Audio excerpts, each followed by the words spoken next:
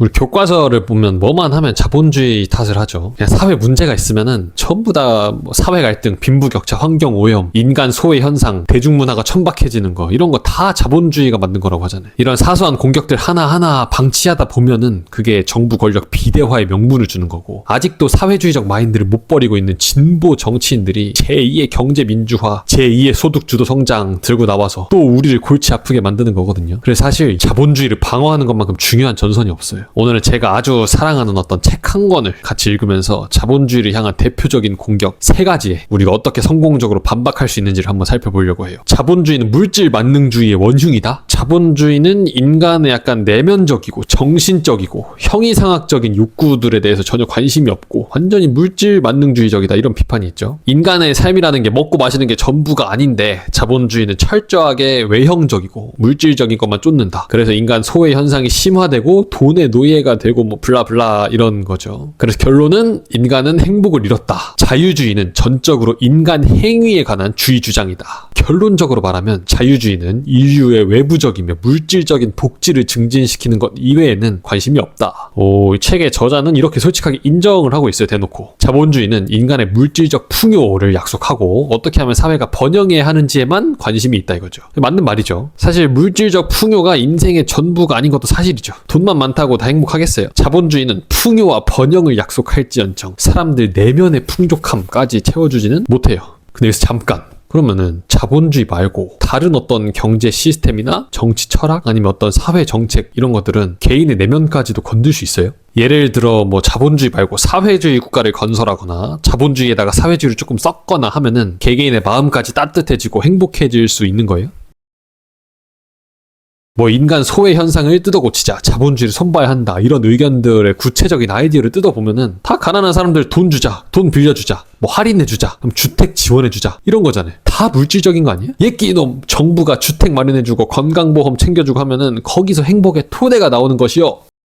그러니까 이게 자본주의가 너무 물질주의적이라고 비난하던 사람들 입에서 나올 수 있는 말이냐고요. 자본주의도 물질적 풍요를 약속하잖아요. 사람들이 자유시장 시스템에서 가장 잘 살 수 있으니 그 경제적 안정 위에서 다른 것들을 추구할 수 있다고 말하잖아요. 그러니까 토대, 그 행복의 토대를 자본주의가 마련해 주겠다라고 하잖아요. 그럼 왜 자본주의의 물질적 토대는 빌어먹을 황금 만능주의고 정부가 제공하는 물질적 복지는 마음까지 따뜻해지는 선물 뭐 이런 거예요. 이런 모순이 발생해버린다는 거예요. 그러니까 자본주의뿐 아니라 그 어떤 사회정책도 그 어떤 정치 철학도 인간의 내면적 행복을 보장하지는 못해요. 개인의 안분 지족은 의식주의 풍요함에서 얻어지는 게 아니라 각자의 마음에 달린 거잖아요. 자본주의는 그걸 알고 있기 때문에, 자본주의자는 그걸 알고 있기 때문에 인간의 내면 생활을 발전시켜가는 데 필요한 외형적 전제 조건들을 마련해주는 걸 목표로 하고 있다 이겁니다. 그러니까 자본주의 보고 뭐 인간의 내면적 행복을 채워주지 못한다 이런 비판은 세탁기가 맛있는 음식을 제공해주지 못한다, 그 비판하는 거랑 이제 똑같은 거예요.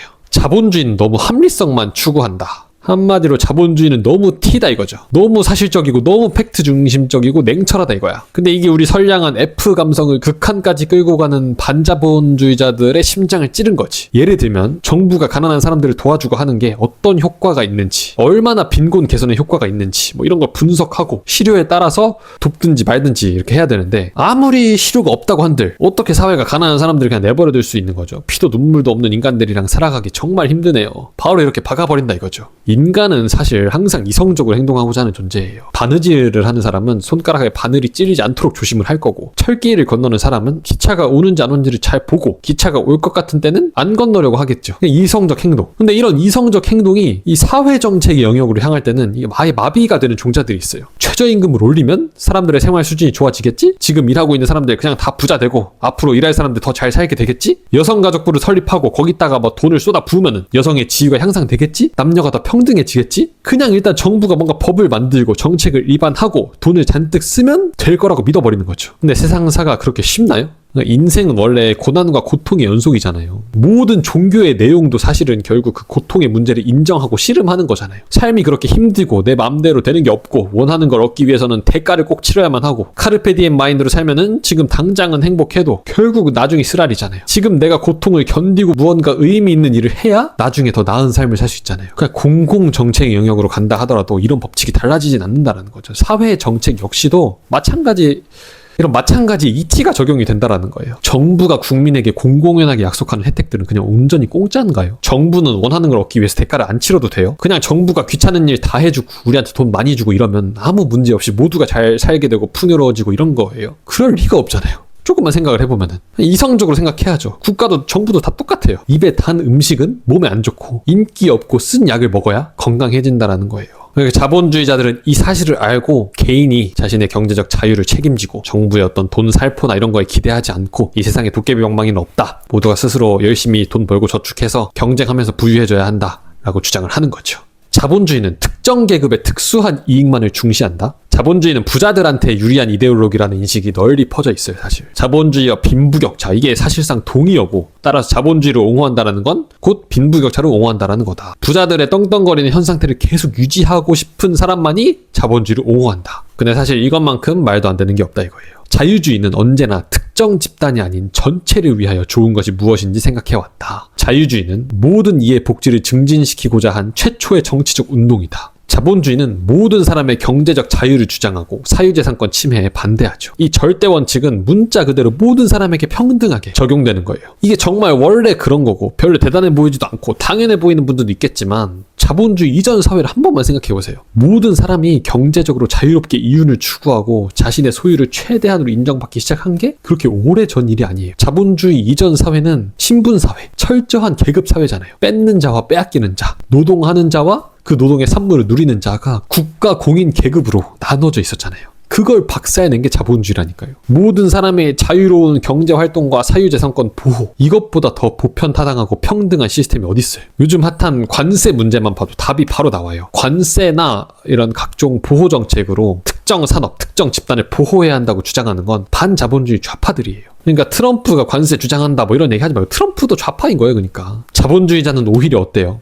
관세나 보호정책은 전반적인 물가 상승, 품질 하락, 경쟁력 저하 이런 걸로 이어져서 소비자 전체에게 해로우니까 모든 이들이 결국 자유로운 경쟁에 노출돼야 한다. 이렇게 주장한단 말이에요. 대기업도 뒤봐주지 말고 망해도 구제해주지 말자고 주장하는 게 진짜 자본주의예요. 그러니까 특정 집단이 아니라 모든 사람들을 위한 시스템이 바로 자본주의라는 거죠. 정부가 자본을 공격하고 사유재산권을 침해하면 결국 시장 전체에 피해가 된다는 자본주의자들의 그런 절규, 이런 거를 기득권 수호의 목소리 이런 걸로 들어서는 안 돼요. 자본주의는 무엇보다 모든 사람의 궁핍과 불행을 없애고 싶어 한다. 그 목표를 달성하는데 자본주의보다 더 나은 시스템이 있다면 증거를 대라. 자본주의가 특정 계급의 이익을 대변한다는 그런 비논리적인 주장 말고 대안을 대라, 대안. 이상의 세 가지 논의는 루트비 폰 미제스의 자유주의 서론에서 발췌했습니다. 가장 위대한 자유주의 경제학자, 오스트리아파 경제학의 태양, 반사회주의의 선봉장이자 최후의 보루. 우리 모두 이 전선에 뛰어들어가지고 미제스를 읽어야 합니다. 미제스를 읽고 자본주의를 수호하는 오늘 하루가 되길 한번 기대해봅니다.